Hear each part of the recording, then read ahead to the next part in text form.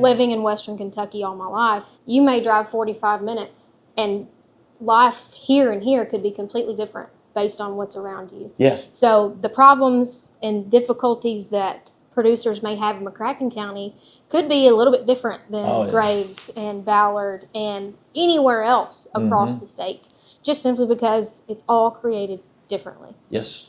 My area that I maintain is McCracken County, and then I get the opportunity to work with any other county across the state. It's a good opportunity for all of us to get together and talk about those problems and say, well, I've been doing this for the last 30 years. This is how we fix this problem for ourselves. In the ag extension world especially, going into it, I always knew the ag agents who made a lifetime career out of it. So they were in it for 20, 30 years. Yeah. Well, now there's been turnover, so I'm starting that slate. I don't plan on leaving anytime soon. My goal is to build on this and develop ag back in McCracken County because it's still here and it's still a valuable player in our economy and our future. Right. I know you guys offer a lot of different classes on things. I mean, people like me and him, day to day, we love to be around the farm. Yeah. Whether it's dealing with chemicals, any of that, what all's out there? Yeah, speaking of chemicals, I'm actually doing my first series of the year. It comes to time for the private applicator trainings. So if you want to buy and use restricted use chemicals on your property, then you have to have a certain card that says you can. And that's where I come in. So I give the certification for that, print you off the card, and that gives you the ability to go to your ag retailer to buy that chemical and use at your house. A lot of beginning farmers, you got to have it. Oh, I know 100%. atrazine for corn, certain things like that, you've got to have it. So they could look, you guys probably put that on your website and they could look it up. Exactly. That in particular, it's offered all year long. We have a test option, but we also have the presentation option. I would choose the presentation just simply because you get to learn everything in a setting where you can talk it out. If you have a question, you can ask, say, hey, you're talking about respirator safety. How do I really need to do a fit test? What does that look like to me? Where can I buy this equipment to make sure that I'm safe, my workers are safe, and I'm not going to get in trouble on the farm? Because I want to do. You got to shave the beard. Exactly, exactly. And that was, believe it or not, that's one of my favorite slides on my PowerPoint is how to and how not to shave to wear a respirator. Yeah. It is a very valuable program to have. You can find it in my newsletter from last month, which is also listed on the website, and then our monthly event calendar also will have it in there. And we're primarily a free resource. We don't charge.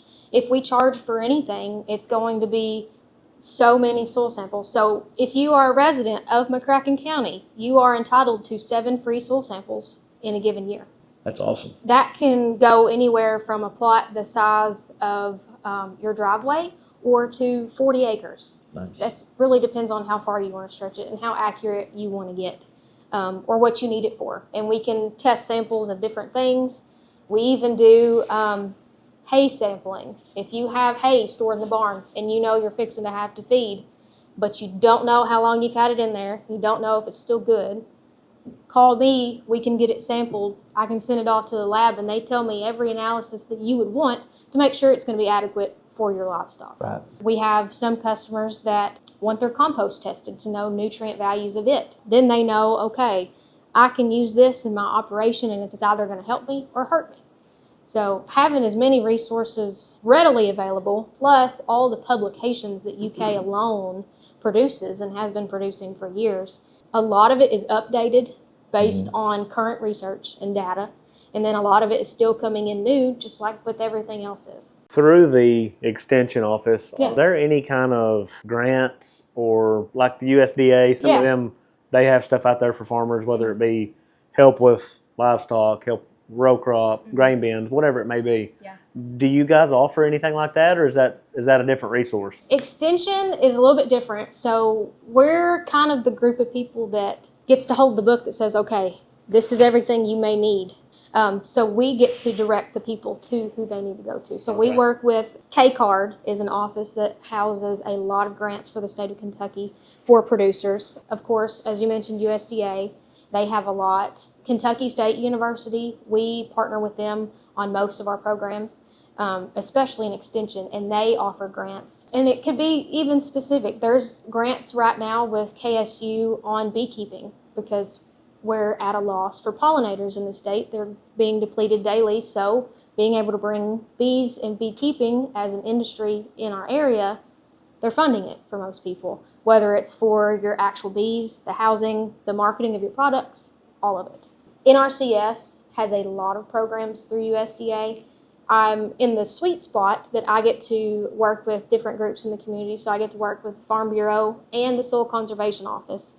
Our Soil Conservation Office is able to bring funding as well. They do a county agricultural investment program that we do every other year. That money can be used to different aspects of your operation, whether it's a part of a piece of equipment or additional storage. Sometimes, depending on the type of operation you're running, if you're doing commercial horticulture, it could be dealing with your landscape fabric and the covering for your hoop houses, stuff like that. So some of it can be more broad, while others is definitely more specified to what you're doing. We have the cost share program with the Soil Conservation Office as well. All of that is ran and funded through the Kentucky Office of Ag Policy. I get to work with them a lot as well because they also deal with the Ag Development Fund, and that funds a lot of projects and programs across the state. I had a girl come and present to us about getting funding for a hydro treadmill for her horses because she runs a therapy center, and you can apply to different counties for funding for your project. So depending on kind of what you're doing, it doesn't hurt to call and ask questions of, could I get this funded? Would this fit into this category? Well, I'm going to tell you, you've loaded our wagon today. What you going to say? Well, there's probably a million things they do that I'd like to know. I know. It goes back to the website and then just kind of making phone calls. I think a big fear with a lot of people, and even myself, is it a big hoopla to get some things done? Yeah. Is it worth it? Yeah. And a lot of stuff, things have gotten easier. I mean, they've perfected it and still perfecting it. I enjoy hearing about it now more than ever from a landowner's aspect and also from the aspect of being able to help other people. In case you're wondering, that extension tax that you may see on your taxes in the next few weeks, that is what funds the programs that I'm available to bring to you in the schools and the community. So it definitely gets used, and it's my job to do it justice, to bring it well to the community.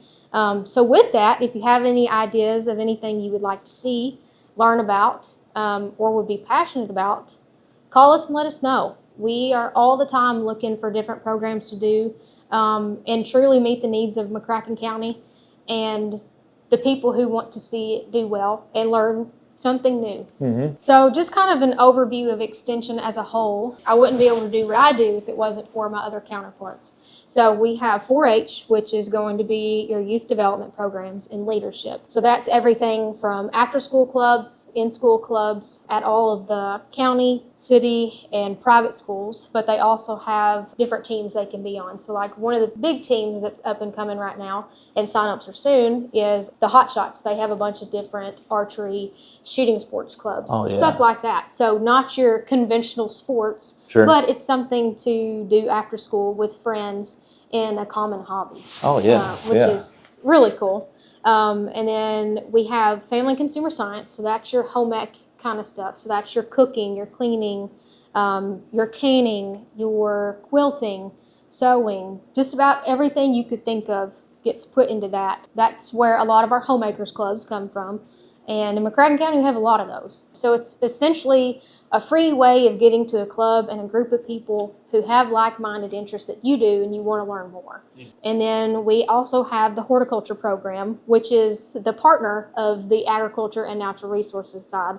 So that's going to be your more residential stuff. So your gardening, your landscaping, your flower beds, your vegetables, more along that lines. But we all work together for a greater purpose to serve the community.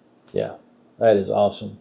Well, I'm going to tell you, you have brought a lot of stuff to us today, and I am thankful that we were able to have you because there's so much of it that, you brought to light that I didn't know, and I want to be able to help our clients, me and Chance do, to give them something to start on. So thank you for that.